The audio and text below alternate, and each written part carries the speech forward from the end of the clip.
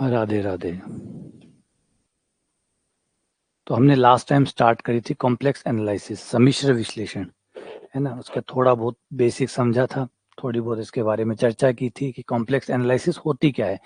आप complex number पढ़ते हैं, है ना, आप कॉम्प्लेक्स नंबर पढ़ते हैं, फिर कॉम्प्लेक्स एनालिसिस पढ़ते हैं। तो पहले कॉम्प्लेक्स नंबर पढ़ते हैं कि एक्चुअली नंबर क्या है, कॉम्प्लेक्स नंबर क्या है, और उनमें क्या क्या खास बातें होती है, ये कैसे काम करते हैं, कैसे आगे बढ़ते हैं, किस तरीके से इनको जोड़ा घटाया गुणा भाग किया जाता है, इनमें क्या क्या चीजें होती है, ये सब आप कॉम्प्लेक्स नंबर के बारे में पढ़ते हैं। जब आप कॉम्प्लेक्स नंबर के बारे में समझ लेते हैं, उसके बाद शुरू होता है कि इनको यूज कैसे किया जाए, इनमें और क्या क्या हो सकता है। फिर हम उसको एक्सपेंड करते हैं, उसको एक्सपेंशन पे चले जाते हैं, ये देखने की कोशिश करते हैं कि अब ये क्या क्या कमाल कर सकता है ना, ये क्या क्या कमाल कर सकता है। जैसे फॉर एग्जाम्पल ये इसे दो हिस्सों में बांट सकते हैं। पहले कोई भी वाहन जब आप लाते हैं, चाहे वो स्कूटर हो, चाहे बाइक हो, चाहे स्कूटी हो, चाहे कार हो, पहले आप उसको सीखते हैं कि भाई जब गाड़ी खरीदने जाते हैं तो उसको देखते हैं कि गाड़ी कौन सी है, उसमें क्या खास बातें हैं, ये सब कुछ आप उस टाइम देखते हैं। जब ये सब हो जाता है, जब आपने गाड़ी परचेज कर ली, तो दूसरा काम होता है एक्सप्लोर करना कि अब ये गाड़ी क्या क्या कर सकती है, इस गाड़ी में क्या क्या संभावना है, इस गाड़ी को लेके मैं कहाँ तक जा सकता हूँ, कितने लोगों को लेके जा सकता हूँ, कितना सामान लेके जा सकता हूँ, कितना कंफर्टेबल रहेगा, कितना ये पेट्रोल डीजल जो भी खपत होगी वो कितनी करेगा। ये डैश डैश डैश डैश फिर शुरू होता है सेकंड फेज। पहला फेज था जब आप गाड़ी को देख रहे थे, खुद गाड़ी को देख रहे थे कि गाड़ी में क्या क्या विशेषताएं हैं, गाड़ी में क्या खास खास बातें। जब वो हो गई पूरी, अब आपने गाड़ी अच्छे से देख ली और खरीद ली, अब गाड़ी आपकी हो गई। अब बात शुरू होती है उसका एक्सप्लोरेशन की कि इसको कैसे कैसे मैं यूज ले सकता हूँ, और ये कहाँ कहाँ काम आ सकती है, और किस तरीके से बेहतर प्रदर्शन आगे कर सकती है। वो हो जाता है एनालिसिस पार्ट। तो एनालिसिस सीधा ही नाम, बहुत सुंदर नाम रखा है, विश्लेषण, जिसमें आप विश्लेषण करते हैं कि अब इसमें क्या क्या विशेषताएं हो सकती है, और ये कहाँ कहाँ पर रोल प्ले कर सकता है। ठीक है। तो यही हमारा लास्ट टाइम की शुरुआत हुई थी, यही हमने पढ़ना शुरू किया था। ये कॉम्प्लेक्स नंबर हम 11th 12th वाले में पढ़ चुके हैं, है ना। कॉम्प्लेक्स नंबर हम वहां पढ़ चुके हैं, यहाँ कॉम्प्लेक्स एनालिसिस पढ़ रहे हैं। कॉम्प्लेक्स नंबरों को फंक्शन में डालकर उससे क्या क्या बनाया जा सकता है, उसके बारे में चर्चाएं कर रहे थे। जिसमें हमने शुरुआत में पढ़ा था कि कॉम्प्लेक्स नंबर रियल में कॉम्प्लेक्स नंबर है, और हम क्या क्या पढ़ने वाले हैं उसका एक ब्रीफ हमने लिया था, है ना। ये हमारी लास्ट क्लास थी। कॉम्प्लेक्स वेरिएबल क्या होते हैं, कॉम्प्लेक्स वेरिएबल से कॉम्प्लेक्स फंक्शन कैसे बनते हैं, कॉम्प्लेक्स फंक्शन रियल में भी कॉम्प्लेक्स फंक्शन ही होते हैं, सही में ये कॉम्प्लेक्स होते हैं। कॉम्प्लिकेटेड स्नेरियो होता है इनका, डबल इमेजेस बनती है, एक होता है जहाँ पे इनपुट सेट आता है, एक आउटपुट सेट आता है ना। फिर हमने देखा सिंगल वैल्यूड और मल्टी वैल्यूड ऐसे फंक्शन भी यहाँ होते हैं। फिर ब्रांच पॉइंट आता है जहाँ से ब्रांचेस निकलनी शुरू होती है, जहाँ एक से ज्यादा आंसर बनने शुरू होते हैं। मुख्य मान की स्थिति बनाई, क्योंकि बहुत सारे उत्तर आए तो कौन से उत्तर को रखना है और किसको छोड़ना है, उसके लिए प्रिंसिपल वैल्यू सेट करते हैं। तो ये सब कुछ हमारा बेसिक वाला पार्ट लास्ट क्लास में हुआ था। ठीक है, आप लोगों ने देख लिया होगा। अब आगे बढ़ते हैं। अब है एलिमेंट्री कॉम्प्लेक्स फंक्शन। क्या क्या कॉम्प्लेक्स फंक्शन कैसे कैसे हो सकते हैं। एलिमेंट्री का मतलब है प्रारंभिक। इसका मतलब ये नहीं है कि यहाँ पे जो भी नाम लिखे हुए हैं बस इतने ही प्रकार के कॉम्प्लेक्स फंक्शन होते हैं, नहीं, इससे भी ज्यादा कॉम्प्लेक्स फंक्शन होते हैं, इससे ज्यादा भी कॉम्प्लेक्स फंक्शन होते हैं। ये सिर्फ बेसिक फंक्शन है, बेसिक है ना, जो मूलभूत है जिनकी हम बात करते हैं। तो मूलभूत में हमारा सबसे पहला आता है बहुपद। सबसे पहला आता है बहुपद।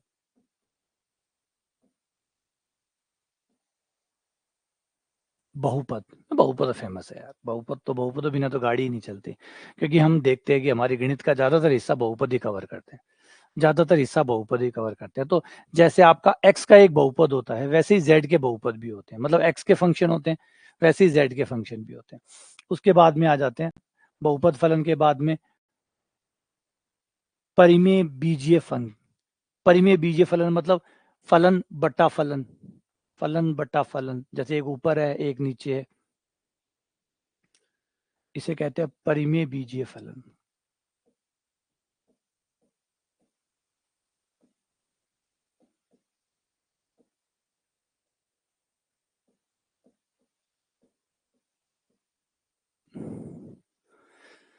परिमेय बीजीय फलन। फिर आता है एक्सपोनेंशियल फंक्शन, चर घातांकी फलन। अभी एक एक के ऊपर बात करेंगे कि कौन से होते हैं, किन्हें कहा गया है। चर घातांकी। फिर होता है त्रिकोणमितीय।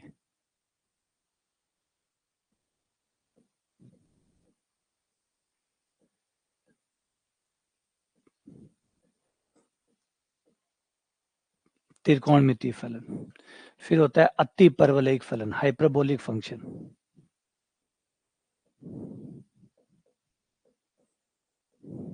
अगर किसी फंक्शन का यहाँ नाम छूट गया है तो नाराज मत होना, हो सकता है कि इसके बाहर भी फंक्शन होंगे ही, बिल्कुल होंगे, लेकिन मैं यहाँ पे मुख्य मुख्य जो फलन है, जो चर्चा में रहते हैं, उनके बारे में बात कर रहे हैं।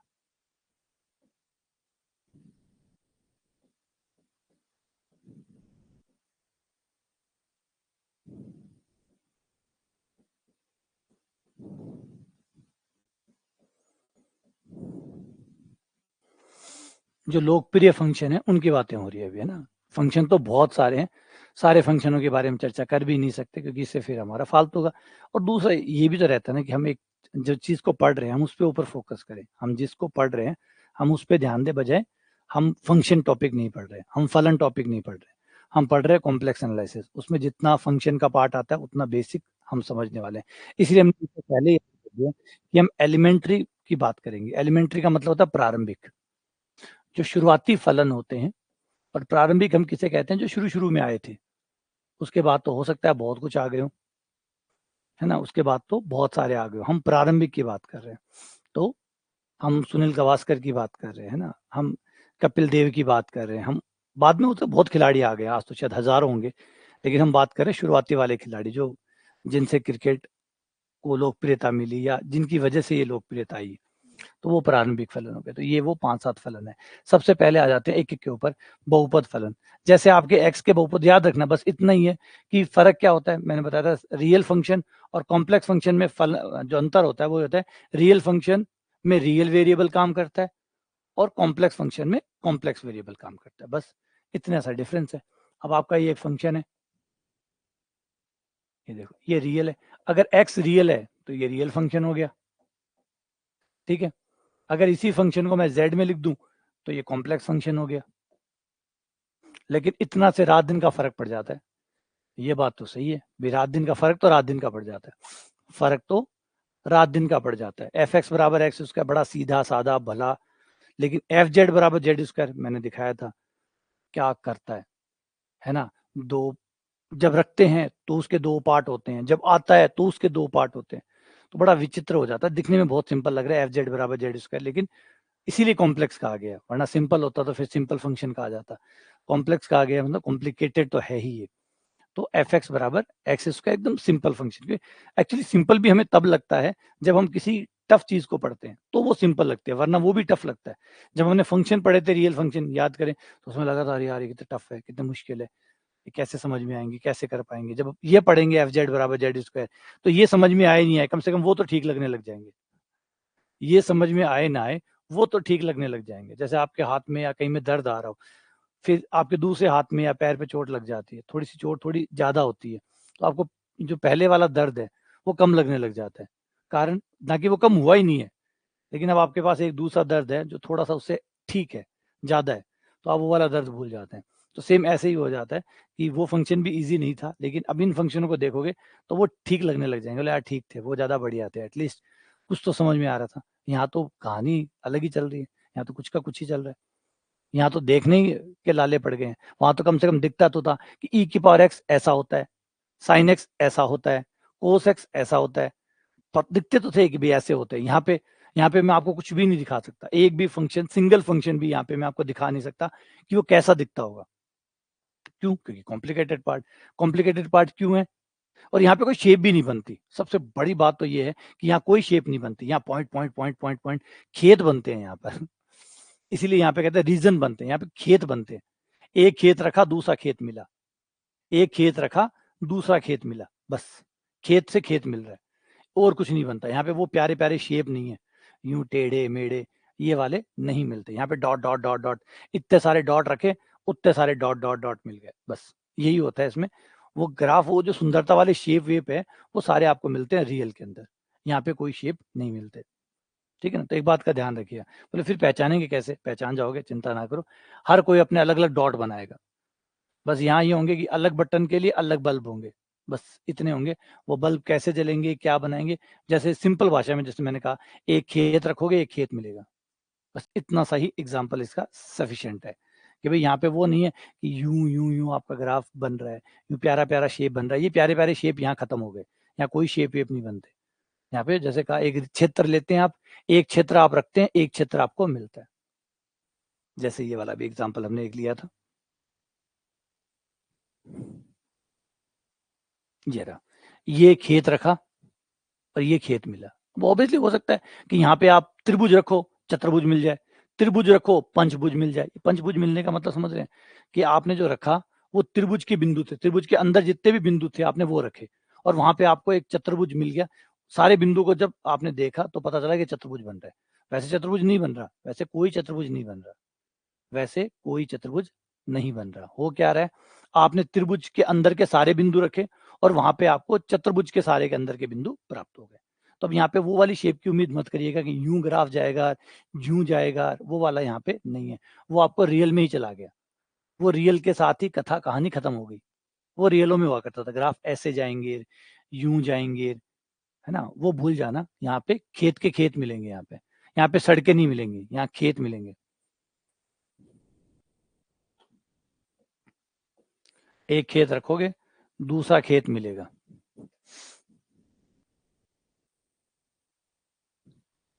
ठीक है ना, तो यहाँ पे वो दिमाग से निकाल देना कि हाँ अब यहाँ पे भी आप ग्राफों में, क्योंकि जो कॉम्प्लेक्स पढ़ते हैं, क्योंकि वो फंक्शन वाला आइडिया दिमाग में भरा रहता है, और फिर वही दिमाग में आता है कि यार अच्छा इस बार भी ऐसे ही ग्राफ चढ़ता हुआ उतरता हुआ, क्योंकि वहां सुंदर ग्राफ थे, रियल में सही में बहुत सुंदर ग्राफ थे आपने देखे, लेकिन कॉम्प्लेक्स में वैसा नहीं आता। तो पहला तो हो गया बहुपद, बहुपद फलन। बहुपद फलन ऐसे होंगे, बहुपदों जैसे।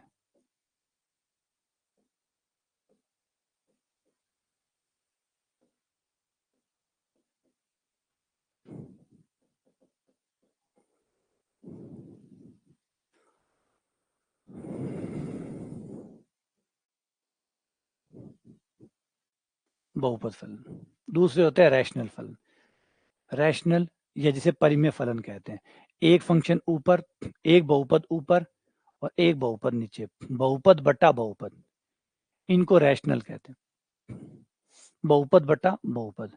एक्सपोनेंशियल कहते हैं ई की पावर जेड को। हाई ट्रिग्नोमेट्री फंक्शन,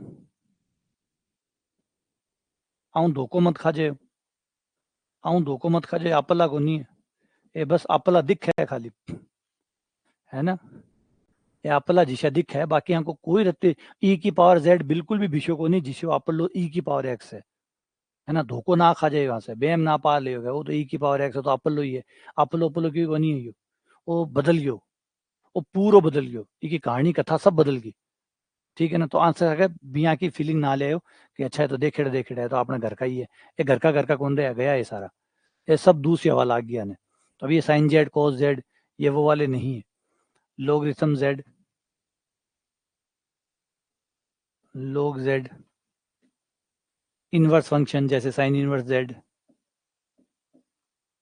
इनमें रियलो वाले नियम मत लगा लेना, रियल गए।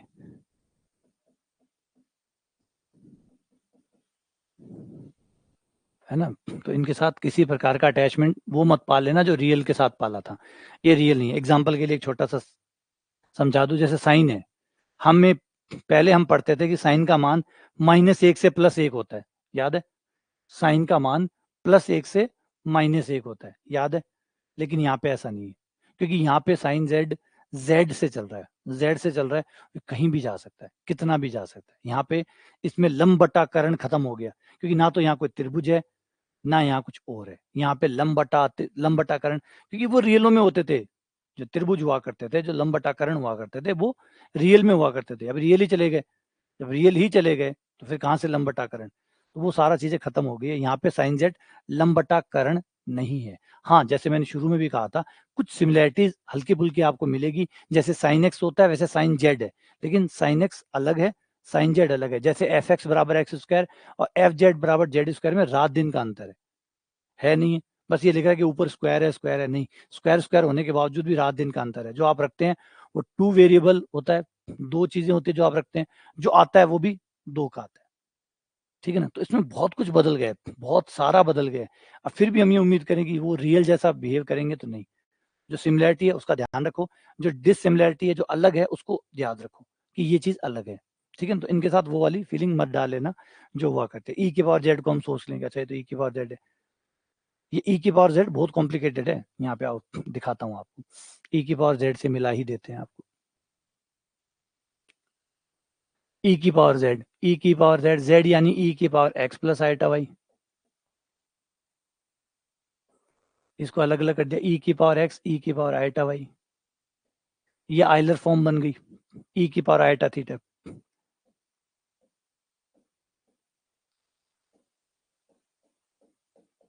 Cos y plus iota sine Y,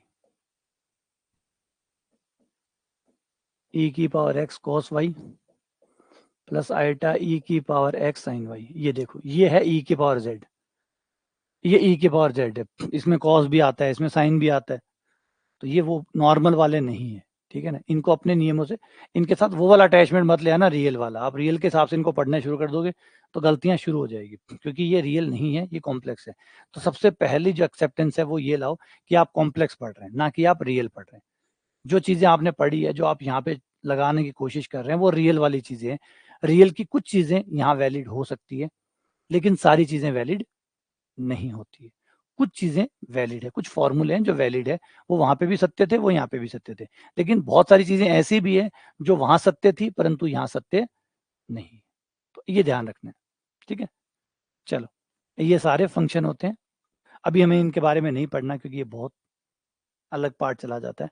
हमारा मुद्दा इनके बारे में नहीं पढ़ना है, वैसे तो बहुत कुछ होता है इनका सब कुछ पढ़ना, लेकिन हम आपको सीमित करेंगे कि भैया हमें इतना डिटेल में नहीं जाना, हम तो अपने दूसरे रास्ते पे निकल चलेंगे। दूसरा रास्ता जाता है सीमा, सातत्य और अवकलनीयता। सीमा, सातत्य और अवकलनीयता के रास्ते पे हम आगे बढ़ जाएंगे, ठीक है। वैसे बहुत है, वही ये पूरा का पूरा है, रियल से ज्यादा बड़ा है ये कॉम्प्लेक्स, लेकिन वही है ना, हमारा कॉम्प्लेक्स कितना है हम उतना पढ़ेंगे ना, हम ज्यादा थोड़ी पढ़ेंगे। और पढ़ने के लिए तो जैसे हमेशा है, कोई भी गणित की किसी भी ब्रांच को आप हाथ लगा लीजिए, पूरी जिंदगी कम पड़ जाएगी उसको खत्म करने में, पूरी जिंदगी कम पड़ जाएगी, क्योंकि इतना सब कुछ होता है। और ऑब्वियसली बात है, सीधी सीधी बात है, एक से एक यूं भी समझो कि हजारों साल लगे हैं इनको यहाँ तक आते आते, है ना, हजारों साल लगे हैं, तो हजारों सालों का कंटेंट है इनके अंदर, हर टॉपिक के अंदर। हर टॉपिक 1000 साल पुराना तो पक्का ही है। कोई भी टॉपिक अगर आप उठाते हो और पीछे मुड़ के देखते हो, कुछ नए टॉपिक को छोड़ दीजिए, ज्यादातर टॉपिक, और आप जो पढ़ रहे हैं वो तो उनकी हिस्ट्री तो 2-2 हजार सालों की है। आप जो भी टॉपिक पढ़ रहे हैं वो 2000 साल पुराने हैं, यानी इनकी उम्र 2000 साल है। अब 2000 सालों में थोड़ा थोड़ा भी ऐड हुआ होगा, तो 2000 सालों में इतना तो ऐड हो ही गया होगा कि आपका जीवन पूरा खत्म हो जाए इसको पढ़ने पढ़ने में। इतना तो 2000 सालों में उम्मीद करते हैं। कोई 2000 सालों से भी ज्यादा पुराने, जैसे हम ट्रिग्नोमेट्री की बात कर लेते हैं, हम ज्यामिति की बात कर लेते हैं। आज ज्यामिति है, ज्यामिति को तकरीबन तकरीबन 3500 से 4000 साल हो गए होंगे। अब 4000 सालों में ज्यामिति बनी है, 4000 सालों में। तो मान लीजिए थोड़ा थोड़ा थोड़ा भी बना है, तो इतनी ज्यामिति तो आज के टाइम में होगी होगी कि आप अपनी पूरी जिंदगी खर्च कर दो ज्यामिति को पढ़ने पढ़ने में, और फिर भी पूरी ना कर पाओ, इतनी ज्यामिति तो है ही। तो वही कहानी है, हर ब्रांच के साथ यही है। अच्छा, आप ये सोचो कि मैं पढ़ूंगा और मैं 100 साल लगाऊंगा, इतने में ज्यामिति आगे नहीं बढ़ेगी, इतने में ज्यामिति और आगे बढ़ जाएगी, लोग और रिसर्च करेंगे और कुछ लाएंगे, इतने में और आगे बढ़ जाएंगे।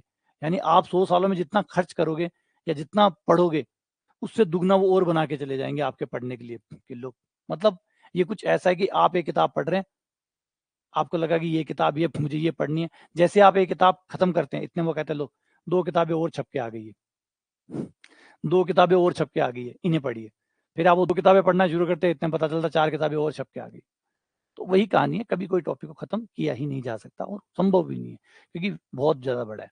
तो फिर लिमिट करना होता है, जहां तक हमें जाना है, हमारा सिलेबस अलाउड करे वहां तक चलते हैं। अब हम रास्ते से मुड़ जाते हैं, फंक्शन देख लिया, जैसे रियल फंक्शन होते हैं, कॉम्प्लेक्स फंक्शन होता है, काम करने का तरीका अलग होता है, क्योंकि रियल एक्स से चलता है, कॉम्प्लेक्स जेड से चलता है, और उसमें सारी बातें अंतर आ जाती है। आप जो रखते हैं वही अंतर है, जो रखते हैं जो आता है वही अंतर है। सेम एग्जांपल एफ एक्स बराबर एक्स का, एक्स स्क्वायर का, और एफ जेड बराबर जेड स्क्वायर का, रात दिन का अंतर आपको वहीं समझ में आ जाएगा, है ना।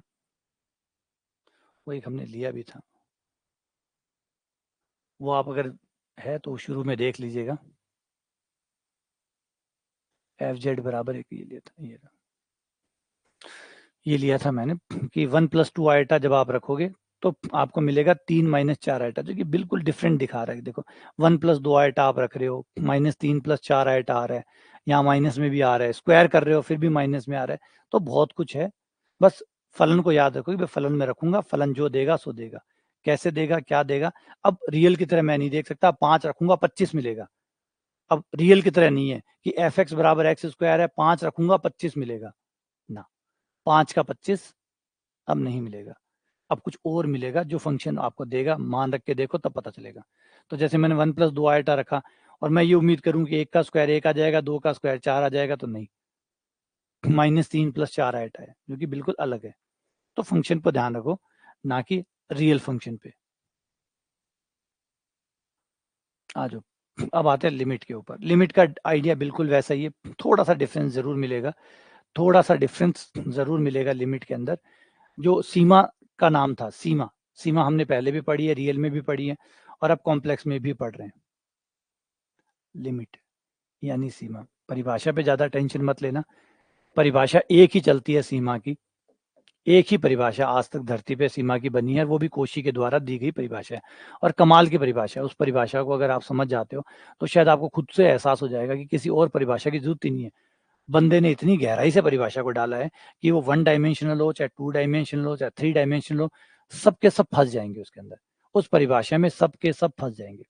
चलो परिभाषा की बात करते हैं। आप रियल में याद करिए, रियल में लिमिट की परिभाषा क्या थी? लिमिट की परिभाषा ये थी कि अगर मैं एक्स को, जो ए कोई पॉइंट है, उसके नियर बाय में ए के आसपास में कोई बिंदु में ए ले रहा हूं, है ना, याद रखो, पहले उसको याद कर लेते हैं रियल वाली को, फिर कॉम्प्लेक्स का डिफरेंस भी समझ में आ जाएगा। ये आपकी रियल लाइन है, माइनस अनंत से लेकर प्लस अनंत तक, यहां आपका कोई पॉइंट है ए।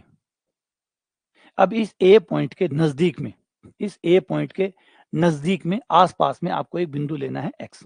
आप लेफ्ट में भी ले सकते हैं, राइट में भी ले सकते हैं, रियल लाइन पे दो ही जगह होती है, लेफ्ट और राइट। तो आप लेफ्ट और राइट इधर ले सकते हैं एक्स को, है ना। ये भी एक पाबंदी है कि आप रियल लाइन पे अगर आपके पास है, अगर आप किसी टनल में है, किसी टनल में है, तो कोई व्यक्ति अगर टनल में खड़ा है तो आपके पास दो ही ऑप्शन है, या तो आप उसके आगे खड़े हो सकते हैं या आप उसके पीछे खड़े हो सकते हैं, क्योंकि टनल में साइड नहीं होती, है ना। एक पतली सी टनल मान लो, पतली सी गुफा मान लो, जिसमें एक व्यक्ति खड़ा हो सकता है, इस टाइप की गुफा है।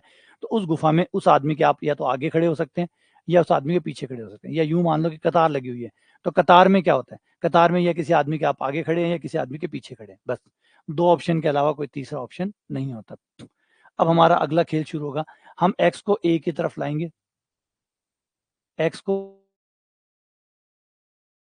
बहुत नजदीक, बहुत नजदीक और बहुत बहुत नजदीक। हम जब एक्स को ए के नजदीक लाएंगे तो हमारा ए के जितने नजदीक, इतना नजदीक लाएंगे कि उससे ज्यादा नजदीक कोई ना हो। एक्स ए के इतना नजदीक पहुंच जाएगा कि एक्स ए तो नहीं होगा, एक्स ए तो नहीं होगा, लेकिन ए के एकदम नजदीक, इतना नजदीक कि एक्स और ए के बीच में कोई नहीं होगा, एक्स और ए के बीच में कोई और नहीं होगा। अब कल्पना करो, क्योंकि इसे बनाना संभव नहीं है। एक तरफ ए खड़ा है, एक तरफ एक्स खड़ा है, और एक्स और ना एक्स ए है ना ए एक्स है, दोनों बराबर नहीं है, अलग अलग है, लेकिन इतने नजदीक आ चुका है कि अब एक्स और ए के बीच,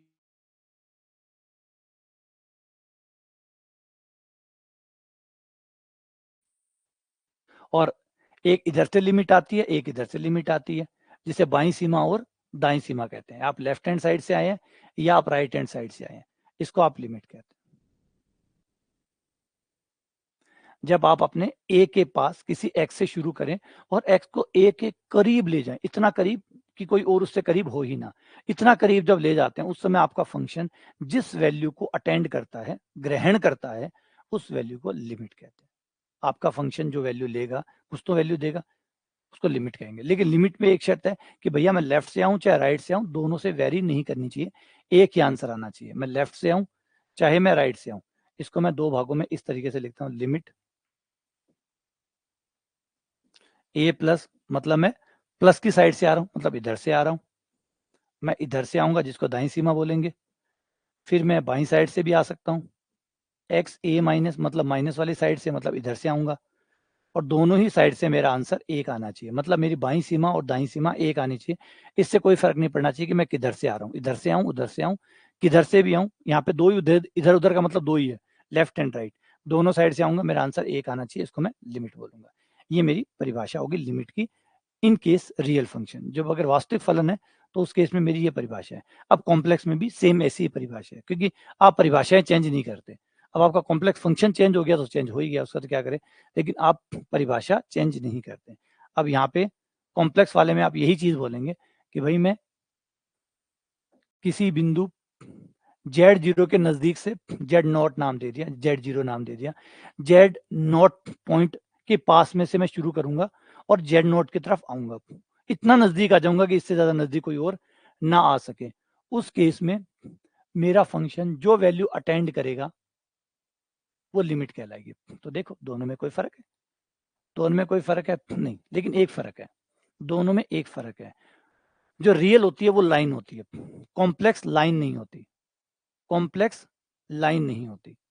रियल एक लाइन होती है, कॉम्प्लेक्स एक लाइन नहीं होती, क्योंकि कॉम्प्लेक्स एक तल होता है ना।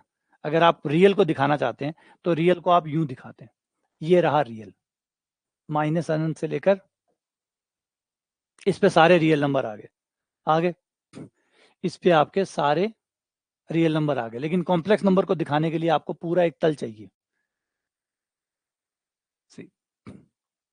कॉम्प्लेक्स नंबर इसीलिए इसे सम्मिश्र तल कहते हैं, इसे रियल लाइन कहते हैं,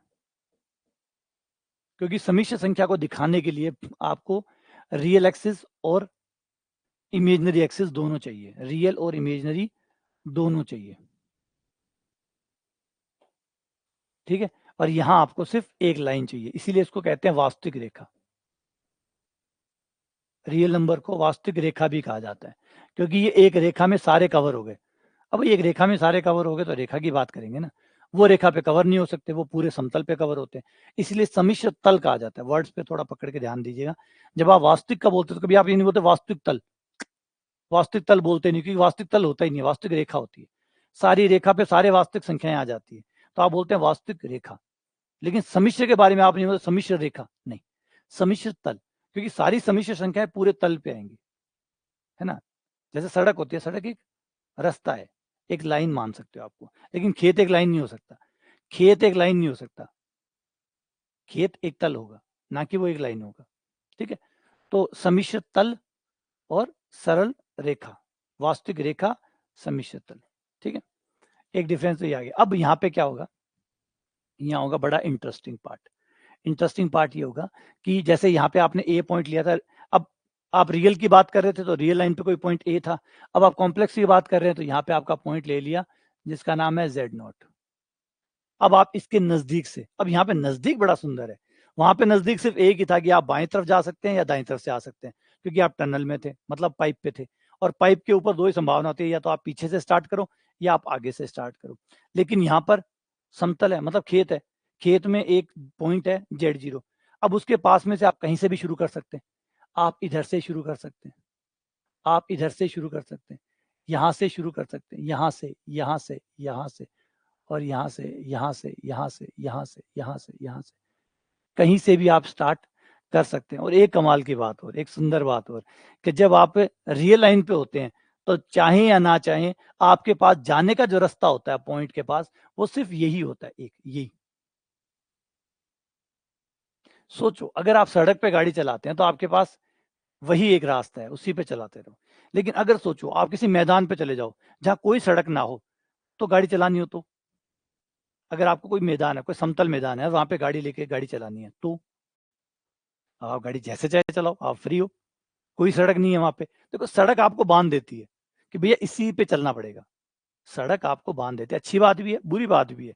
अच्छी बात तो ये है कि भाई फिक्स हो जाता है कि अब आपको जोधपुर जाना है, और सोचो अगर सड़कें ही ना होती, फिर आप एक जगह खड़े होते, मान लीजिए जयपुर होते और जोधपुर जाना होता, तो कितना मुश्किल होता, क्योंकि फिर आपके पास बहुत संभावनाएं होती, लेकिन क्या पता कौन सी संभावना सही है और कौन सी गलत है। लेकिन सड़क बनने से फिक्स हो गया कि भैया इस पे चलते जाओ, जोधपुर आ जाएगा, बस इस सड़क को पकड़े रखो, जोधपुर आ जाएगा। ज्यादा सही भी हो गया, ज्यादा बुरा ये हो गया कि स्वतंत्रता खो गई, अब सड़क को पकड़े रखना है, बस चलते रहना है। पहले था कि मन मर्जी था, इधर यूं यूं यूं घुमाऊं। तो कॉम्प्लेक्स नंबर आपको वो स्वतंत्रता देता है, खेत वाली, कि भैया Z0 पे जाना है, अब Z0 पे जाओ, कैसे जाओ वो तुम्हारी मर्जी है, कैसे जाओ वो तुम्हारी मर्जी है। खेत में हो, कोई सड़क नहीं है, बोला यूं जाऊंगा, जा, यूं जा, डांस करता हुआ जाऊंगा, जा, डांस करते हुए जाओ। हमें कोई मतलब नहीं है, हमें है भाई Z0 पे पहुंचना है, तुम्हें Z0 के पास पहुंचना है, नजदीक, उसके नजदीक नजदीक नजदीक जाते जाओ, चाहे घूम घूम के जाओ चाहे सीधा जाओ। इस बार सीधा जाने की शर्त नहीं है। क्यों? खेत में हो यार, खेत में सीधा क्या होता है? सीधा चलो, सड़क थोड़ी बनी हुई है वहां पे, वहां पे तो आप गोल गोल घूम, नजदीक जाना है ना, परिभाषा नजदीक जाने की है। ये थोड़ी क्या है कि नजदीक भी जाना है तो रेखा से जाना होगा। नजदीक जाने का मतलब घूम के भी नजदीक जा सकते हो। आप कैसे ही जाओ, किसी भी पॉइंट से जाओ, बस नजदीक पहुंचो। इसी से थोड़ा सा मामला कॉम्प्लिकेटेड हो जाता है। हो सकता है कोई बंदा कहे मैं तो सीधा जाऊंगा, जा भैया तू सीधे जा, छूट है, आजाद भारत है और आजाद खेत है, कैसे ही जा, तुम्हारी मर्जी। बोला एक कह रहा है कि नहीं मैं तो ऐसे जाऊंगा, जा। एक कह रहा है कि मैं यूं यूं यूं यूं करता जाऊंगा, जा, यूं यूं करते जा, कहीं से भी जा। अब पहली बात तो एक चीज क्लियर कर लो अच्छे से यहाँ पे, कि अब हम रियल लाइन से बाहर है। इसका मतलब अब हमारे पास सिर्फ दो ऑप्शन नहीं है कि हम लेफ्ट से आ सकते हैं, राइट से आ सकते हैं, और लेफ्ट और राइट से भी आएंगे तो सीधी रेखा में आना पड़ेगा। वो चीजें खत्म हो गई है, वो चीजें अब खत्म हो गई। अब आपके पास लेफ्ट और राइट दो नहीं है, अब आपके पास अनगिनत है, अनगिनत पॉइंट है आपके आसपास में। जब आप खेत में खड़े हैं, अगर आप, जैसे मैंने पहले बताया, अगर आप टनल में खड़े हैं, किसी पाइप के ऊपर खड़े हैं, तो फिर आपके पास दो ही बंदे हैं, एक आपके लेफ्ट में खड़ा होगा और एक आपके राइट में खड़ा होगा। लेकिन अगर आप खेत में खड़े हैं तो आपके पास में खड़े होने की कितनी जगह है?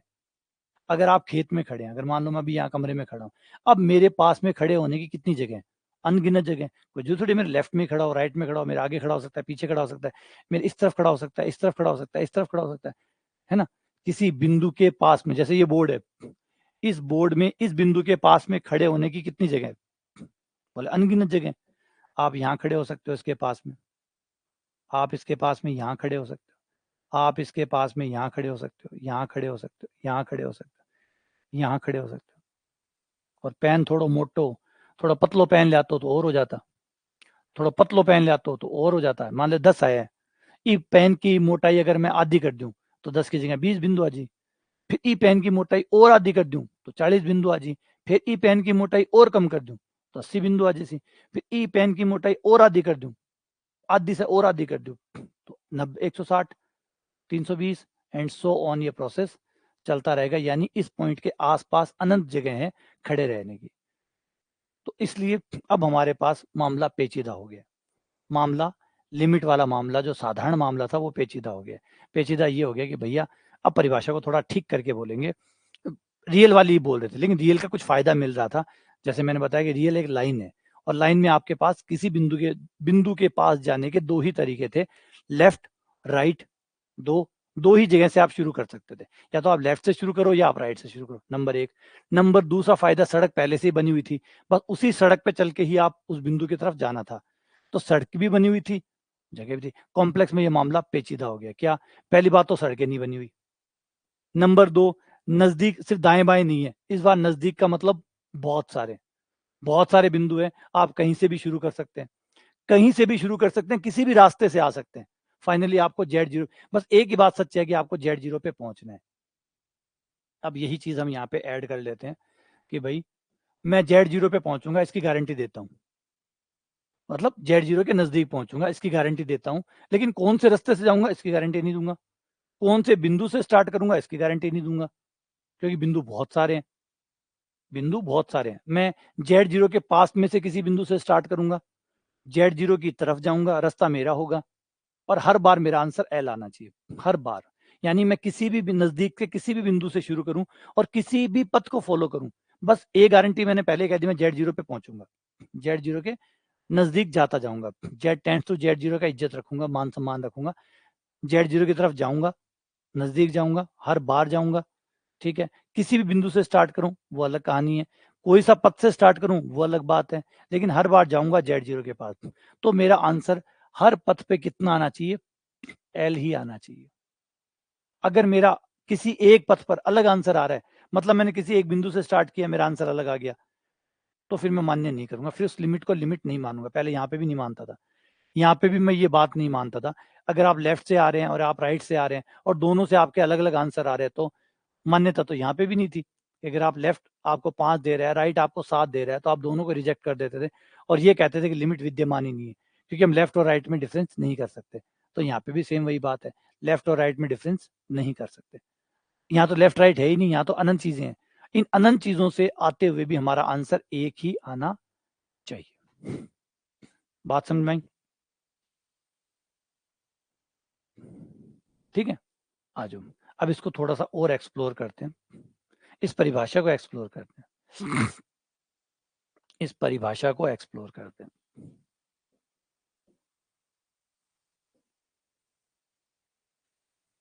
ये आपका जेड समतल,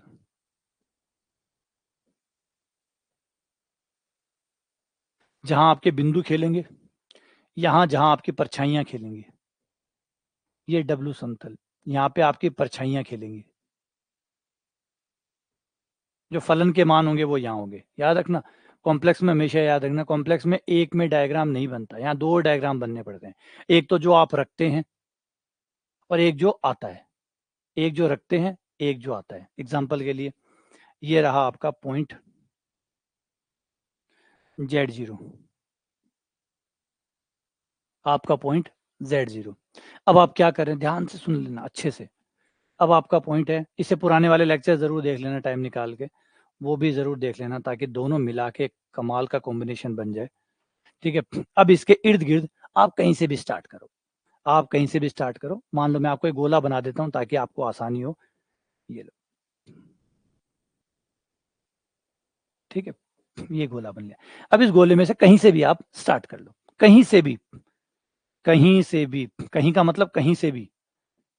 मान लीजिए मैंने यहां से शुरू किया, मैं यहां से भी शुरू कर सकता था, मैं यहां से भी शुरू कर सकता था, मैं यहां से भी कर सकता था, मैं इससे भी शुरू कर सकता था, मैं इससे भी कर सकता था, इससे भी कर सकता था, इससे भी कर सकता था, इससे भी कर सकता था, इससे भी कर सकता था, इससे भी कर सकता था, इससे भी कर सकता था, इससे भी शुरू कर सकता था, इससे भी शुरू कर सकता था, इससे भी, और इससे भी, और इससे भी, और इससे भी, और इससे भी, किसी भी पॉइंट से मैं शुरू कर सकता था, किसी भी पॉइंट से। ठीक है, मैंने शुरू कर लिया, मान लीजिए मैंने इससे शुरू कर लिया। इससे शुरू करने के बाद में मैं अपना पथ चूज करूंगा, जो भी पथ, मेरी मर्जी है, बस मुझे इसके नजदीक पहुंचना है।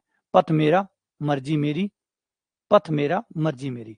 मैं कोई भी पथ चूज कर सकता हूं, बस मुझे Z0 के करीब जाना है।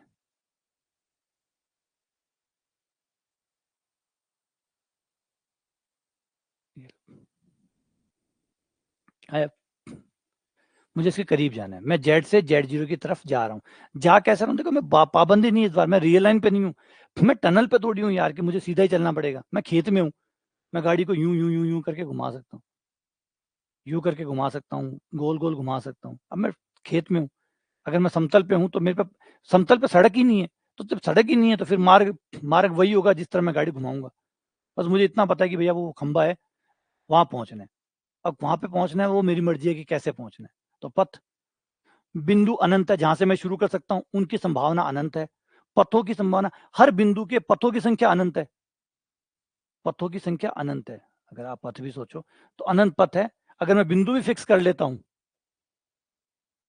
जैसे ये रहा जेड, मैंने फिक्स कर लिया कि मैं यहीं से शुरू करूंगा, तो भी मेरे पास Z0 के पास जाने के लिए अनंत पथ है।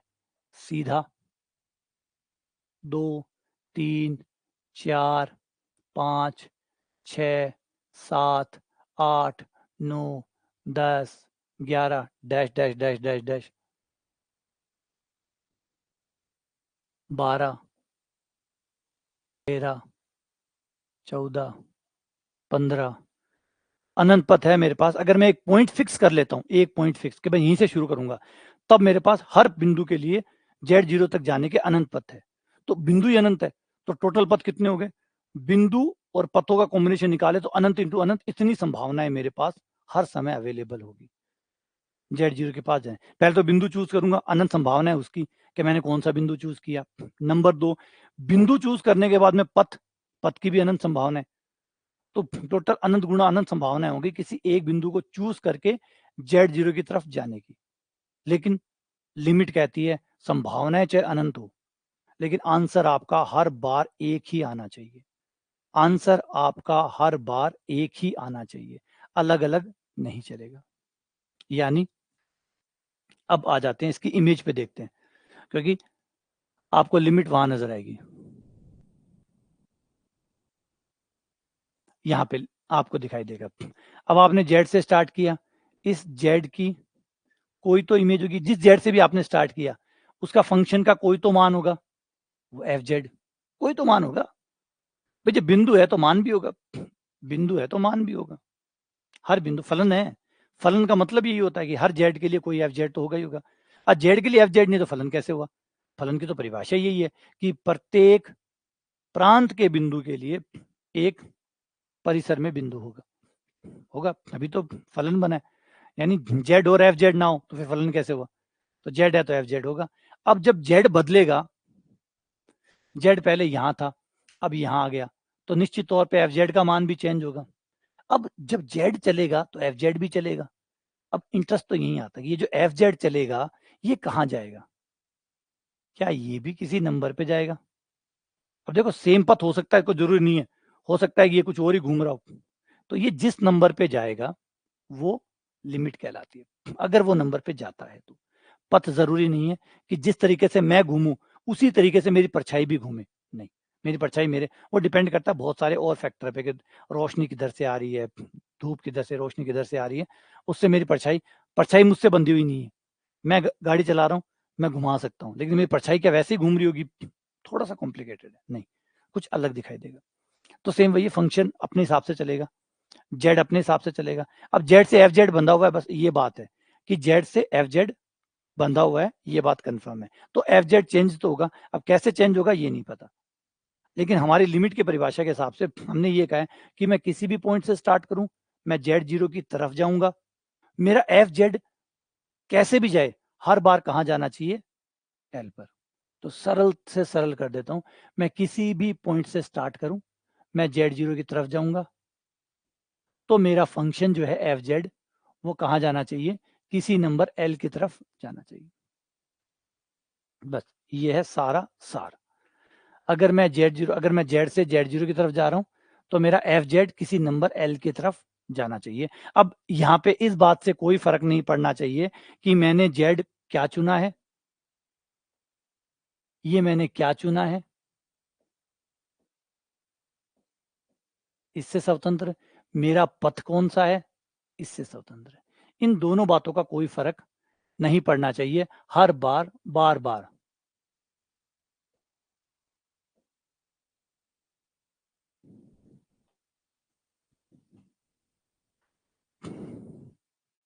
ठीक है, हर बार एफ जेड बराबर एफ जेड एल ही आना चाहिए।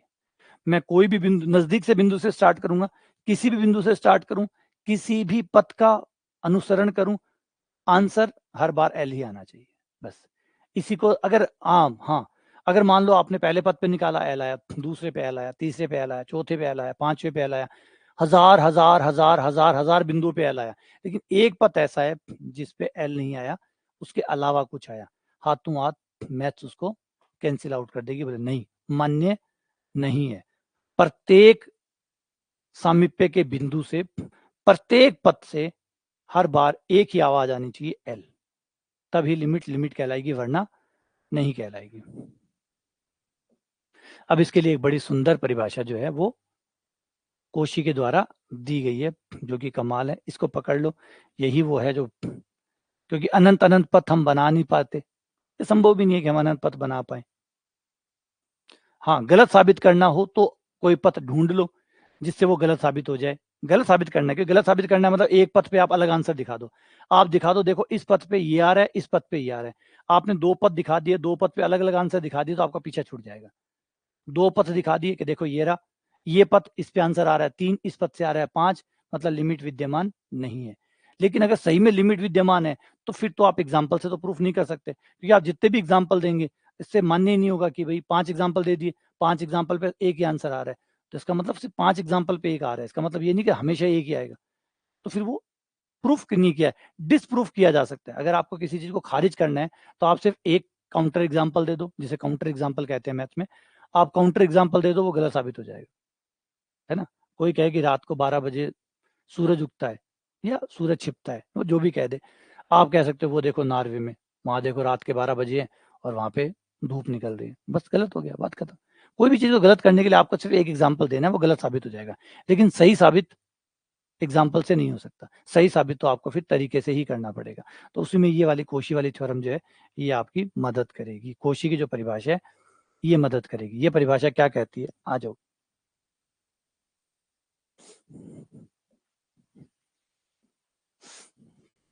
ये परिभाषा कहते हैं कि भैया पहले आप एक एप्सिलॉन डिसाइड करो, एक एप्सिलॉन सेट करो, जो भी मन में आए वो एक एप्सिलॉन अपनी मर्जी से सेट करो, पर जीरो मत लेना।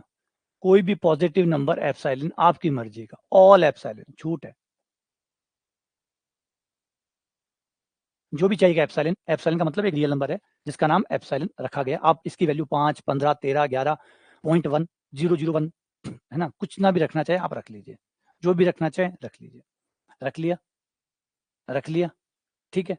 अब अगर एफ जेड की लिमिट एल है, अगर एफ जेड की लिमिट एल है तो एक शर्त है जिसका अगर पालना हो गई तो लिमिट एल सही है, वरना गलत है। शर्त ये है कि एल के इर्द गिर्द जो आपने एप्सिलॉन लिया, जितना भी आपने एप्सिलॉन लिया, उस त्रिज्या का एक वृत्त बनाइए। उस एप्सिलॉन त्रिज्या का एक वृत्त बनाइए, जितना भी।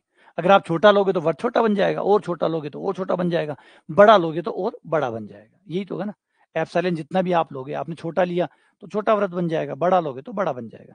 तो ये एप्सिलॉन त्रिज्या का एक वृत्त ले लो, ठीक है। एप्सिलॉन त्रिज्या का एक वृत्त ले लो। अब यदि ये लिमिट एल सही है, अगर ये लिमिट एल सही है तो उस साइड जो इनपुट सेक्शन है उस साइड आपको एक डेल्टा मिलेगा। हर एप्सिलॉन के लिए आपको एक डेल्टा मिलेगा। डेल्टा भी एक रियल नंबर होगा, डेल्टा भी एक रियल नंबर होगा। आपको हर एप्सिलॉन के लिए एक डेल्टा मिलेगा, डेल्टा भी एक रियल नंबर है। कितना होगा, क्या होगा, वो डिपेंड करता है फॉर्मूले के ऊपर कि क्या फंक्शन है, कौन सा पॉइंट है, वो अलग अलग हो सकता है, लेकिन मिलेगा ये कंफर्म है। मिलेगा ये कंफर्म है, एक डेल्टा आपको जरूर मिलेगा। तो ये डेल्टा का एक गोला बना लो, यहाँ पे एक डेल्टा का गोला बना लो, डेल्टा त्रिज्या का वृत्त बना लिया। अब क्या होगा, इस डेल्टा में क्या खास बात होगी, इस डेल्टा में ये खास बात होगी कि इस डेल्टा में आप किसी भी पॉइंट से स्टार्ट करिए, किसी भी पॉइंट से स्टार्ट करिए, और अगर आप जेड जीरो की तरफ जा रहे हैं, जा रहे हैं मतलब दूरी कम हो रही है। जैसे ही आप जेड और जेड जीरो की, देखो जा रहे हैं, पथ चाहे कोई भी हो, बंदा चला तो गाड़ी रहा है ना, जा तो नजदीक ही रहा है ना, नजदीक जा रहा है मतलब दोनों के बीच का गैप कम हो रहा है। सीधा यूं समझो, मैं घूम फिर के जा रहा हूँ, मैं कैसे भी जा रहा हूँ, मेरी दूरी तो कम हो रही है ना, ये तो कंफर्म है। अगर मैं नजदीक जा रहा हूँ तो मेरी हर बार मेरी दूरी कम हो जाएगी। तो मैं जेड और जेड जीरो के बीच की दूरी जब भी मैं जैसी डेल्टा से कम करूंगा, मेरे एफ जेड और एल के बीच की दूरी जितना आपने एप्सिलॉन बताया था उससे कम आ जाएगी।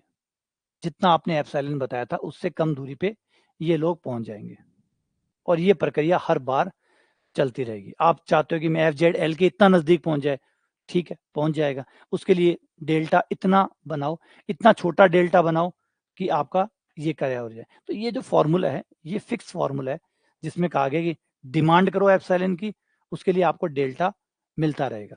अगर मिलता रहा तब तो वो लिमिट एग्जिस्ट करती है, नहीं मिला तो लिमिट एग्जिस्ट नहीं करती। इसको एप्सिलॉन डेल्टा परिभाषा कहते हैं, एप्सिलॉन डेल्टा परिभाषा कहते हैं, ठीक है।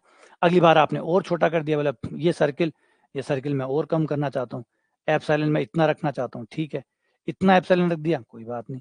इतना एप्सिलॉन के लिए मैं यहाँ कहूंगा ये रहा, इतना डेल्टा ले लो। जब मैं इस गोले के अंदर बिंदु लूंगा तो एफ जेड अपने आप ही इस गोले के अंदर आ जाएगा, जो कि कंफर्म करेगा कि वो दोनों एक जा रहे हैं। मैंने यहाँ वाला, मैं क्या कर रहा हूँ, यहाँ पे एप्सिलॉन मेरे अपनी मर्जी से मांग रहा हूँ, क्योंकि लिमिट अगर है तो एफ जेड निश्चित तौर पे एल की तरफ जाएगा। अगर लिमिट है तो एफ जेड एल की तरफ कंटिन्यू जाएगा, लगातार एल की तरफ जाएगा, मतलब नजदीक नजदीक नजदीक नजदीक।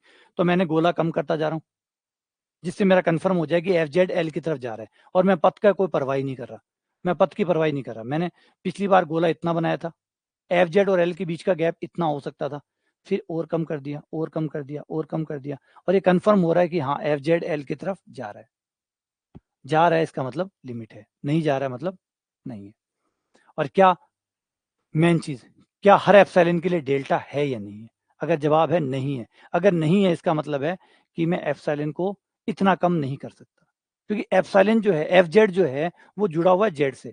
तो अगर जेड ही नहीं चलेगा, जेड के पास चलने की कोई संभावना ही नहीं बची कि भैया वो जो जा रहा है जिस पॉइंट की तरफ, उस पॉइंट की तरफ जा रहा है, लेकिन यहाँ पे कोई बदलाव ही नहीं हो रहा, यहाँ कोई ऐसा बिंदु ही नहीं मिला, तो फिर ये बात यहाँ पे खत्म हो जाएगी, यानी वो संतत नहीं है, मतलब सीमा नहीं है।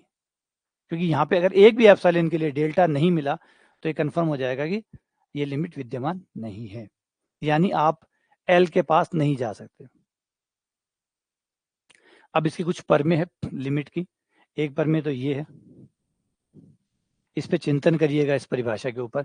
यह परिभाषा हम पहले भी पढ़ चुके हैं, रियल में भी हमने डिटेल से ये परिभाषा पढ़ी है, रियल में भी जब हमने पढ़ी थी तो हमने इस परिभाषा को, क्योंकि ये एक परिभाषा है, ये बार बार आएगी, ये बार बार आती है।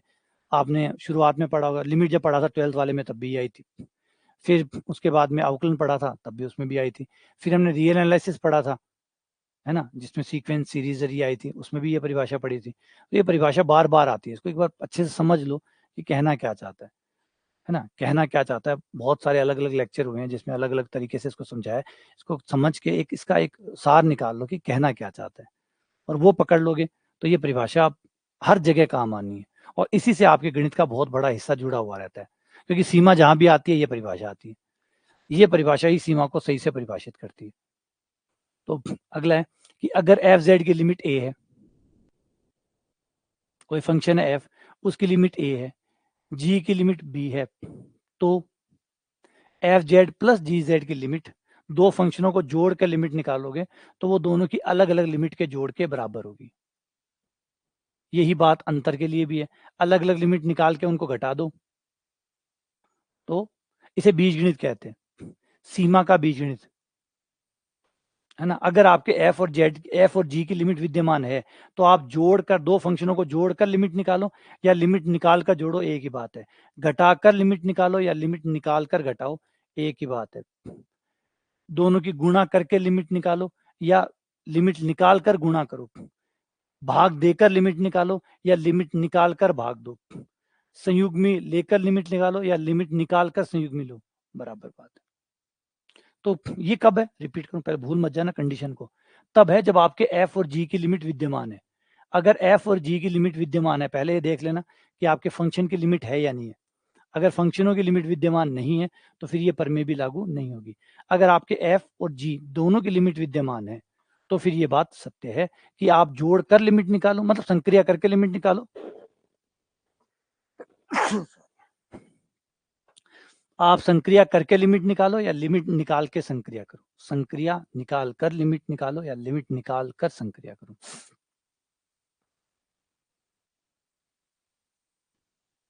ये हो ही गई, है ना, ये अच्छी चीज है, इसका थोड़ा सा ध्यान रखना।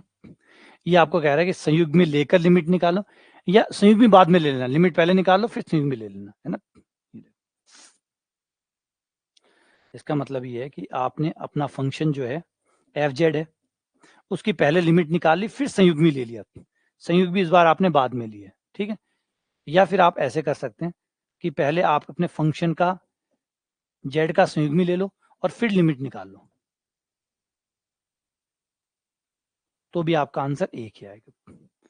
संयुग्मी आपको लिमिट में भी परेशान नहीं करेगा, संयुग्मी तो हमेशा परेशान करता ही नहीं बेचारा, जोड़ बाकी गुणा भाग में भी परेशान नहीं किया था, वो भी हमेशा कहता था पहले जोड़ बाकी गुणा भाग कर लो फिर संयुग्मी ले लेना, या संयुग्मी पहले ले लो जोड़ बाकी गुणा भाग बाद में कर लेना। सेम यहाँ पे, यहाँ का मिनक बहुत पसंद आवे, यहाँ का आदमी जो है ना शादी ब्याह में करते भी प्रोग्राम आवे ना, परेशान कौन करे बेचारा, आपका अपना भाई बोले थे थारा काम कर लो, मान मारे टेंशन मत लो, मारा जी माना की खाना पीना की ठहरना की दिक्कत ना करो, माना लाना की दिक्कत को नहीं, मैं अपने आप ही आ जाशा, मैं अपने आप ही चलिया भी जाशा, है ना, मैं मारा सामान भी संभाल ले, मैं आराम से नहाना धोना को मारो काम कर ले, कोई नहीं परेशान कौन करना, बड़ा हुआ है ना परिवार में हुआ, कई लोग यहाँ का बड़ा सिंपल सादगी भरा हुआ है, बिल्कुल भी परेशान कौन करे, और बाय नोरा भी कौन कटावे कोई बात खाता है, यहाँ कोनी की ब्याह में बाने 5 फोन करो, बाने 7 फोन करो, और बाने अलग से कार्ड भेजो, ना है ना, हर परिवार में मिल जी, हर परिवार में थाने एक दो आदमी शायद मिल जाए जो बहुत ही बढ़िया हुआ है, बहुत ही कूल नेचर का हुआ है, कहते परेशान कौन करे, यहाँ कोनी की ब्याह में आ गया तो थाने फोन कर रहा है गाड़ी भेज, मैंने लेना खातर मैं स्टैंड पर आ गयो, या आधी घंटा पहली बस स्टैंड पहुंच जा मां रहे तो बे यहाँ को नहीं चुपचाप आवेगा आपका अपना ही टेम्पू टाम्पू कर कुरा पैदल आओ चाहे की आओ पे तन तंग कौन करे बे यार आपका घर ठहर जाई आपकी कुर्सी खुद ही ले ले सी खुद ही कुर्सी पर बैठ जैसी खुद ही आपको सामान रख ले सी सो इतना आराम से कर सी पतो ही कौन चाल सी कि यो आदमी मतलब ब्याह में आयो भी है पाछो चलियो भी गयो जाना की बारी आसी तो भी आपका चुपचाप चले जासी ज्यादा कोई ने कोई मन छोड़ कर आ मन बस स्टैंड छोड़ कर आ मन गाड़ी पत्तो कर कत्ती बजे गाड़ी जासी किए जासी ना आराम से आया आराम से अच्छा खाना पीना को भी कोई झंझट को नहीं कि मैंने आ चाय बना दे मन थोड़ी काली चाय बना दे मन थोड़ी गोरी चाय बना दे चीनी कम डाली चाय पत्ती कम डाली काली मिर्च ज्यादा डाली अदरकारी बना दे कोई सी को नहीं जिसी दे देशो बिशी पी ले 2 बार देशो तो 2 बार पी ले सी नहीं देशो तो कोई पी सी अच्छा सबसे बढ़िया बात ब्याह हो यहाँ पचे पे कट्ठे भी मिल सी तो कोई नहीं कौन कहे कि ब्याह में आ कमी रहेगी आ अच्छी बढ़िया ठीक बढ़िया ब्याह हो गया बहुत अच्छा ब्याह हो गया बात खत्म तो यहाँ का देखे हो होते परिवार में हुआ है ऐसा एकदम बड़ा एकदम जोली नेचर का हुआ है हाँ कई कुचड़निया रहा हुआ कई फूफा मासा चाचा ताऊ हुए कई यार बैठे यहाँ कलडा और बैठ जाए हाल ही को नहीं बैठा यहाँ आकर बैठ जाए लियाओ ला दो मतलब बानी यहाँ 8:05 पर चाय आनी चाहिए तो 8:05 पर चाय आनी चाहिए 8:05 की जगह 8:06 भी हो गया तो फूफो जी नाराज मौसो जी नाराज देखिए है ना सबका घर हुआ है तैयार ना सोचो थाला घर ही है सबके घर हिसाब मिल जाए एक दो टून है ना एक दो टून इसी मिल जावे जो ब्याह ने प्रोग्राम ने कोई भी प्रोग्राम चौको बोलो अच्छा 5 बार फोन करे बिना तो भी मानने को नहीं कि माने बुलायो भी है कि अच्छा फोन कर दियो कार्ड कौन पुग्यो बोले फोन करियो कार्ड तो कौन दियो अच्छा कार्ड और दियो बने अच्छा कार्ड में को नाम होना चाहिए कार्ड भी यहाँ को नहीं बारला जो थे हाथा से नाम लिख कर भेजो कार्ड के अंदर भी वहां को नाम होना चाहिए कि कार्ड में वहां को नाम लिखो कौन लिखे थे कार्ड में भी कटे न कटे वहां को नाम आना चाहिए प्लस कार्ड का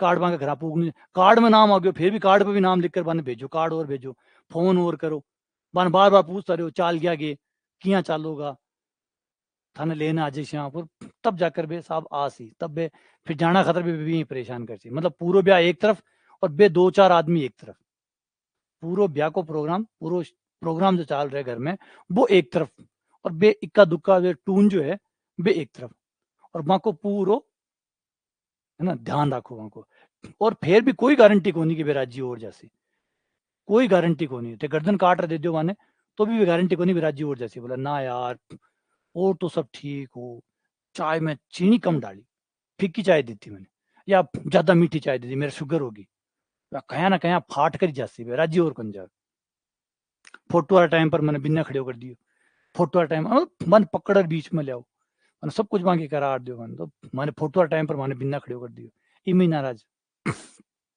तो एक याद है कि वो बहुत बढ़िया आदमी है वो वही आदमी की तरह है जो आवे जावे ये चोखा आदमी हम आवे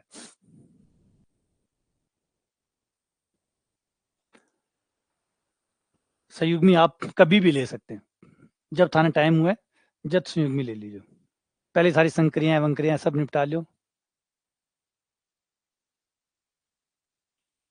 नहीं फूफा की बात को नहीं है ये फूफा तो बेचारा बदनाम है फूफा तो बदनाम है फूफा तो थोड़ा सा देखो थोड़ा जवाई पक्ष हो जाए ना जवाई पक्ष वो थोड़ा सा मतलब सामान्य व्यवहार से थोड़ा सा असामान्य व्यवहार की उम्मीद करता है ना ये नॉर्मली माना जाता है अब चला आ रहा है परिपाटी से चलता आ रहा है अब तो नहीं है आजकल तो जवाई जवाई सही को नहीं पहले जवाई थोड़ा सा टाइट होता कलडा होता बहुत संभाल करनी पड़ती बहुत मनानू पड़तो बहुत राजी करना पड़तो है ना यहाँ हाथा पर यहाँ रखना पड़ता पहले पहले जो जवाई होता बन यहाँ रखना पड़ता अब नाराज हो जाएगा अब नाराज हो जाएगा अब नाराज हो जाएगा है ना जो यहाँ यहाँ पंख को फेरता ही रहता वहां का मतलब कटा कोई गर्मी नहीं आ जावे पहले जवाई यहाँ का होता अब बेचारा जवाई ये हाथ जोड़े खड़े रहे आप आपा हाथ जोड़ा भी पहले बे खड़े हुए अब बारह जवाई ने बुलाने जरूरत को नहीं पहले पूछ जाए अब शाना हो गया पहले यार बहुत कलडा होता ठाडा कलडा होता झुकता को नहीं यहाँ रहता ठाई पड़ जाता जवाई से आए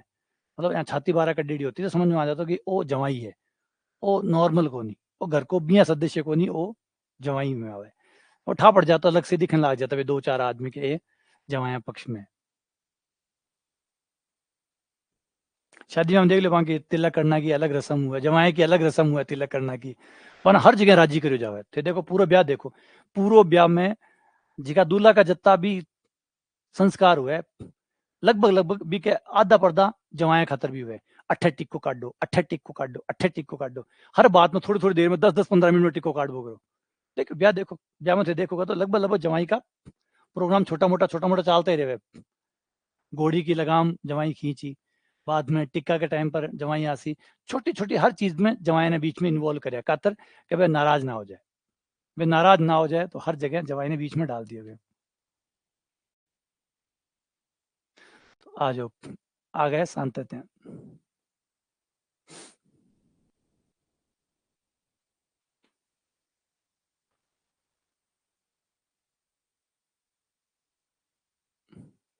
तो अगला है सांतत्य।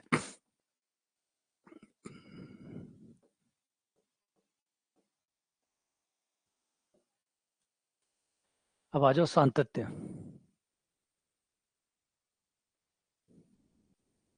नहीं, अब थोड़ा समझदार हो गया, अब बहुत बदल गए। अब इस जनरेशन में बहुत बदलाव है, जिसे जेन जेड कहते हैं ना, जेन जी कहते हैं, सॉरी, इसको जेन जी कहते हैं। इस जनरेशन में बहुत बड़ा बदलाव है, इसमें बहुत बहुत बदलाव है।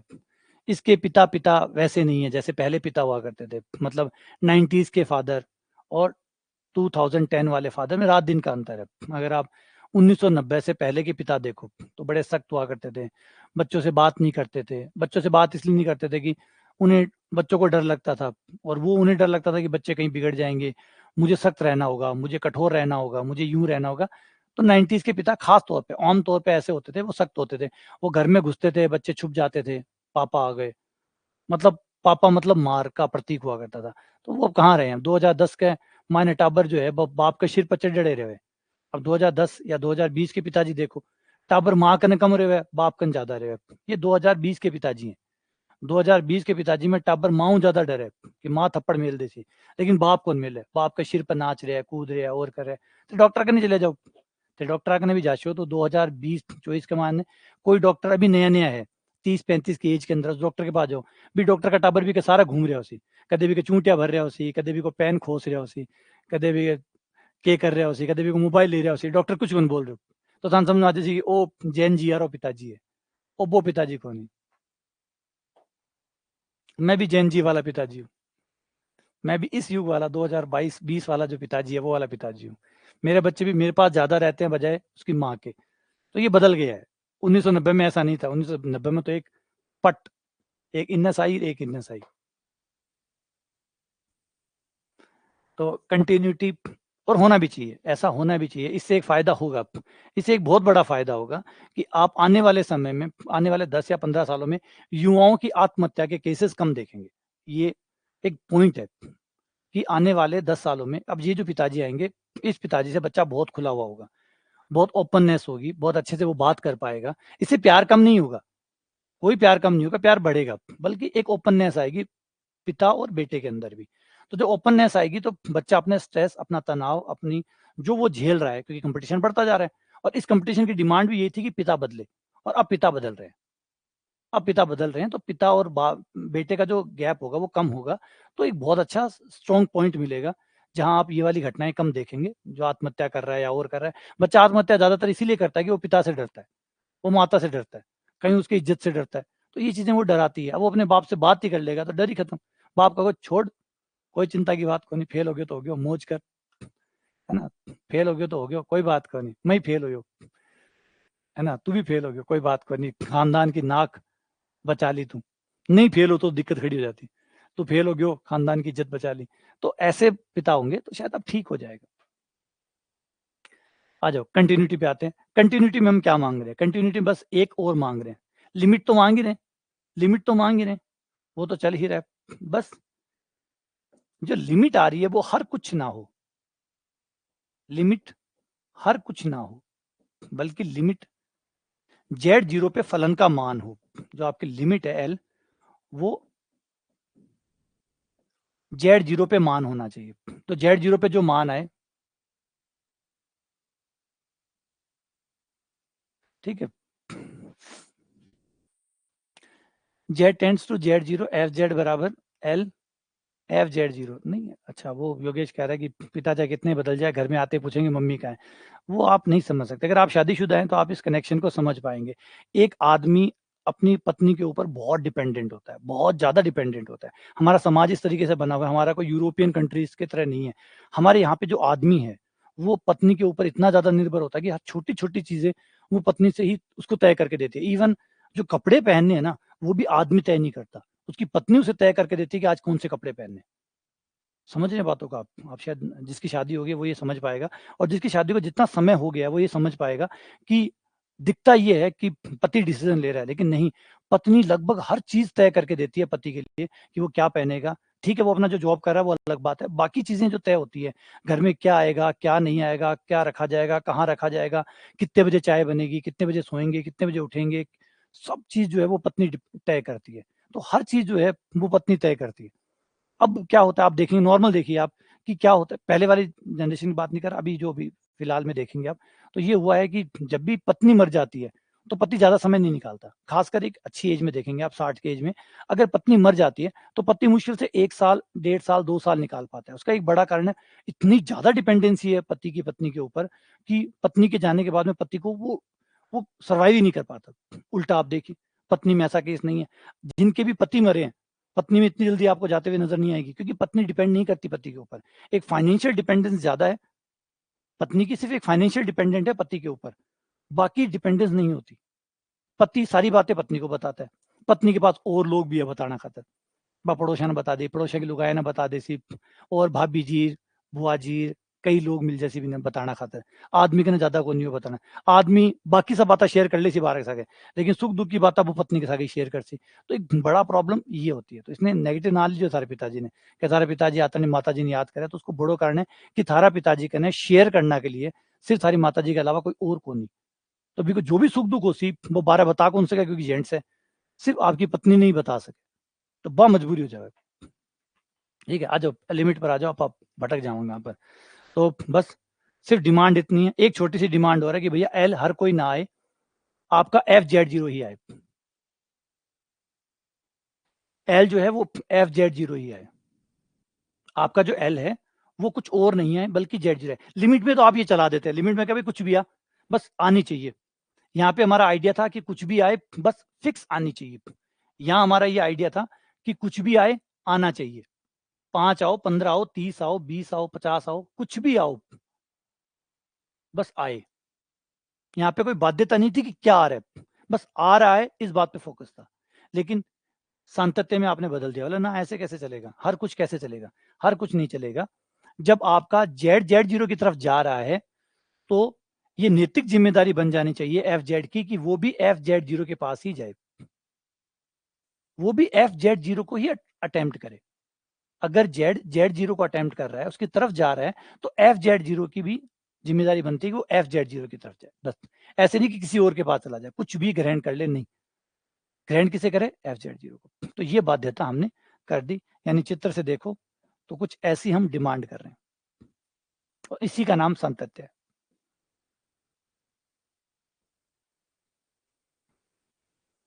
ये आपका Z0, तो Z0 होगा तो उस पर फलन का मान भी होगा। अब मैं कहीं से भी शुरू करूं, यहां से शुरू किया और इसके संगत ये मान लो फलन का मान है FZ। अब जो Z है वो जब चले, वो जब Z0 की तरफ जाए तो आपका FZ FZ0 की तरफ जाना चाहिए।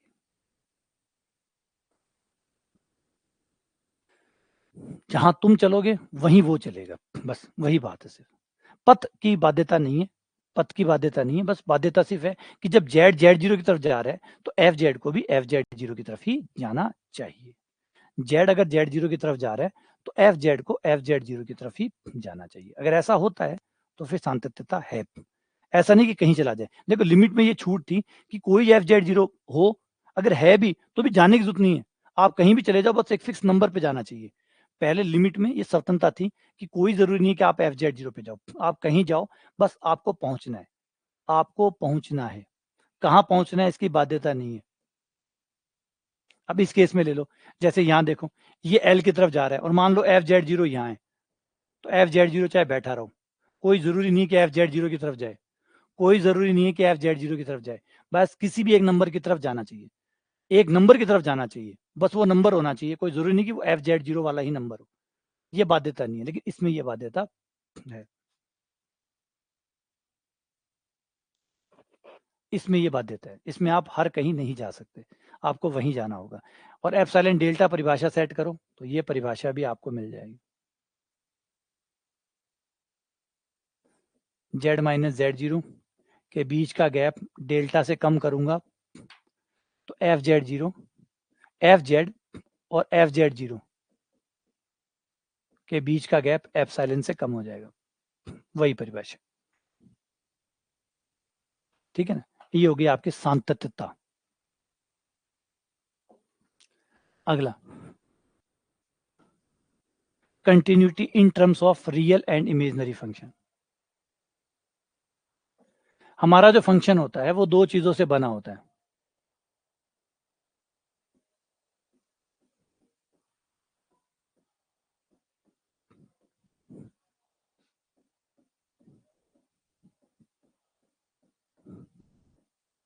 आपका function F Z real part और इमेजिनरी पार्ट दो से बना होता है। रियल फंक्शन को यू कहते हैं, इमेजिनरी फंक्शन को वी कहते हैं। तो अगर कोई फंक्शन कंटिन्यूअस है, अगर कोई फंक्शन कंटिन्यूअस है तो उसके रियल पार्ट और इमेजिनरी पार्ट कैसे होंगे, उसके रियल पार्ट और इमेजिनरी पार्ट कैसे होंगे, ये कहना चाहता है। ये कह रहा है कि मान लो एफ जेड कंटिन्यूअस है, एफ जेड जो है वो कंटिन्यूअस है, तो अगर फंक्शन कंटिन्यूअस है तो फंक्शन तो दो पार्ट से बना हुआ है, रियल पार्ट और इमेजिनरी पार्ट। तो ये जो रियल पार्ट और इमेजिनरी पार्ट है उसके, वो कैसे होंगे, तो जवाब है वो भी संतत होंगे, ये भी संतत होंगे। आपका इमेजिनरी पार्ट और आपका रियल पार्ट, ये दोनों भी कंटिन्यूअस होंगे। लेकिन एक चीज और क्लियर कर दूं, ये दोनों कंटिन्यूअस है इसका मतलब एफ जेड कंटिन्यूअस है, ऐसा जरूरी नहीं है। एफ जेड कंटिन्यूअस है तो दोनों पार्ट कंटिन्यूअस होंगे, लेकिन ये दोनों कंटिन्यूअस है तो वो भी कंटिन्यूअस है, ऐसा जरूरी नहीं है। गाड़ी चल रही है तो मतलब आगे के दो पहिए और पीछे के दो पहिए भी चल रहे होंगे, लेकिन पहिए चल रहे हैं इसका मतलब गाड़ी चल रही होगी, ऐसा कोई जरूरी नहीं है ना। पहिए निकाल दिए, पहियों को निकाल दिया और पहियों को घुमाना शुरू कर दिया, बच्चे खेल रहे हैं, बच्चे पहियों को घुमा रहे हैं तो गाड़ी चल रही है, नहीं। गाड़ी चल रही है तो पहिए चल रहे होंगे, लेकिन पहिए चल रहे हैं इससे गाड़ी चल रही है, या गाड़ी कहीं दलदल में फंस जाए, कहीं और फंस जाए, पहिए घूम रहे हैं, लेकिन पहिए घूम रहे हैं इसका मतलब गाड़ी चल रही है नहीं, लेकिन गाड़ी चल रही है मतलब पहिए चल रहे हैं। तो याद रखिएगा, एफ जेड अगर संतत है, अगर एफ जेड संतत है तो फिर उसके वास्तविक और काल्पनिक भाग भी संतत होंगे। ठीक है, और उसी पॉइंट पर, जिस पॉइंट पे हम बात कर रहे हैं, मान लो जेड जीरो हमारा पॉइंट है ए बी, जैसे ए प्लस आइटा बी लिख सकते हो, या फिर निर्देशांक के रूप में ए कोमा बी। अगर आपका जेड जीरो ए बी पे संतत है तो आपके दोनों फंक्शन भी ए बी पे संतत है।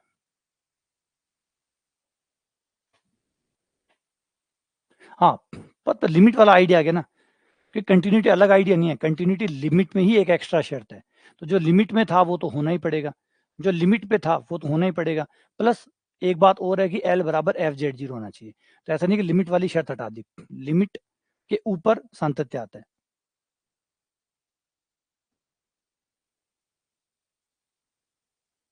ठीक है, ये थ्योरम होगी। अब आ जाते हैं आगे।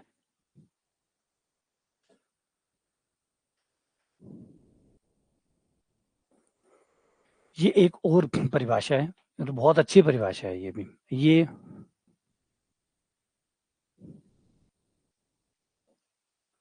अनुकर्मश संतत।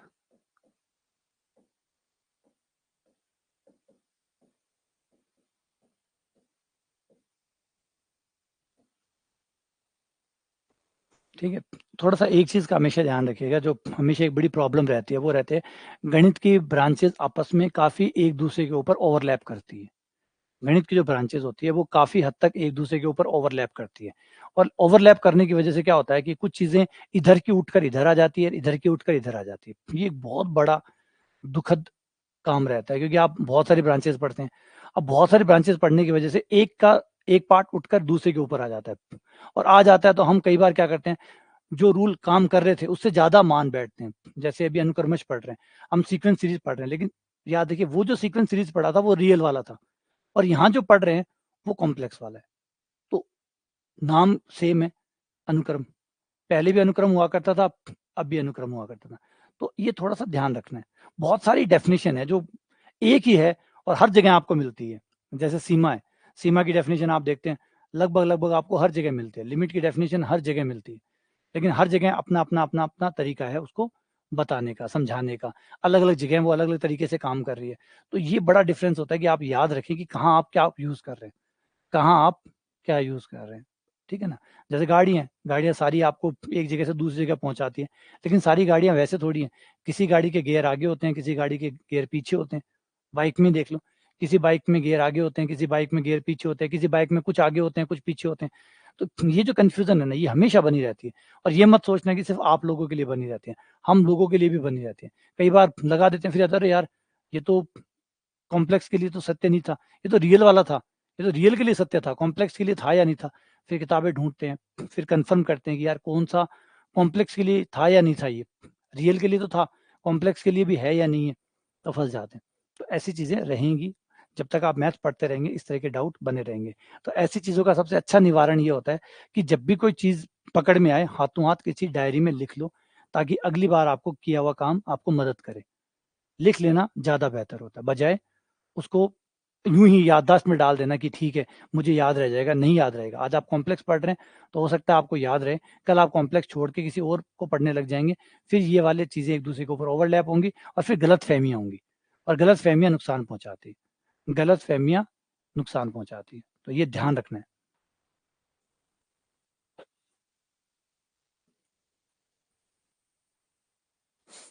एक फंक्शन एफ जेड, ऐसी समझ लो पहले परिभाषा को, कि अगर आपका फंक्शन कंटिन्यूअस है, अगर आपका फंक्शन कंटिन्यूअस है, आपका फंक्शन कंटिन्यूअस है किसी बिंदु z0 पे, तो आप कोई भी एक सीक्वेंस, कोई भी एक सीक्वेंस ले लो जो z0 की तरफ जाता हो, कोई भी सीक्वेंस। जैसे ये z1, बोलने का तरीका अलग है, मोटा मोटी एक ही चीज है। आपने एक सीक्वेंस लिया z1 z2 z3, और ये सीक्वेंस धीरे धीरे धीरे किसकी तरफ जा रहा है, z0 की तरफ जा रहा है। ये जो सीक्वेंस है ये टेंड्स टू z0 है। मतलब जैसे जैसे n का मान बढ़ाते जाएंगे, Z N tends to z0 जाएगा। यही होता है सीक्वेंस की, अनुक्रम की सीमा। हाँ, ये इसको ऐसे भी मत ले लेना कि एकदम सारे ही नियम अलग होते हैं। नहीं, सारे नियम भी अलग नहीं होते। कुछ नियम सेम होते हैं, कुछ नियम अलग होते हैं। थोड़ी भिन्नता भी होती है, थोड़ी समानता भी होती है। समानता को बनाए रखना होता है और भिन्नता को भी बनाए रखना होता है कि भाई ये अलग अलग है, ये दो चीजें दोनों में। जैसे फंक्शन है, फंक्शन फंक्शन है, लेकिन एक रियल फंक्शन है, एक कॉम्प्लेक्स फंक्शन है। अब यहाँ पे क्या होता है, जब दोनों आ गए अब ओवरलैपिंग हो ही जाते हैं। कहीं ना कहीं हम सोचते हैं फंक्शन एक ही होता है, चाहे इधर का फंक्शन हो चाहे इधर का फंक्शन हो, जबकि ऐसा नहीं होता। रियल फंक्शन अलग बिहेव करते हैं, कॉम्प्लेक्स फंक्शन अलग बिहेव करते हैं। अलग कर ही रहे हैं, रात दिन का अंतर चल ही रहा है, दिख ही रहा है। ठीक है, तो वो समानता, जो समानताएं हैं उन्हें बनाए रखिए, और जो भिन्नताएं हैं उनको भी बनाए रखिए। तो यहाँ पे एक सीक्वेंस ले लिया, जेड एन जो कि कहाँ जा रहा है, z0 की तरफ जा रहा है। अगर जेड एन कोई भी सीक्वेंस z0 की तरफ जाता है तो उसके फलनों का सीक्वेंस, अब उसके फलनों का सीक्वेंस भी बनेगा एक। जैसे z1 है तो z1 से रिलेटेड कोई तो फलन का मान होगा, एफ z1। z2 से रिलेटेड भी कोई ना कोई फलन का मान होगा, एफ z2। z3 से रिलेटेड भी कोई ना कोई फलन का मान होगा, एफ z3। z4 से रिलेटेड भी कुछ ना कुछ होगा, एफ z4। और ये जो पॉइंट्स है फलन वाले, इनका भी एक सीक्वेंस बन जाएगा, इनका भी एक अनुक्रम बन जाएगा। और इस अनुक्रम को जब आप देखोगे, मिलाओगे, तो ये अनुक्रम भी आपका कहाँ जाएगा,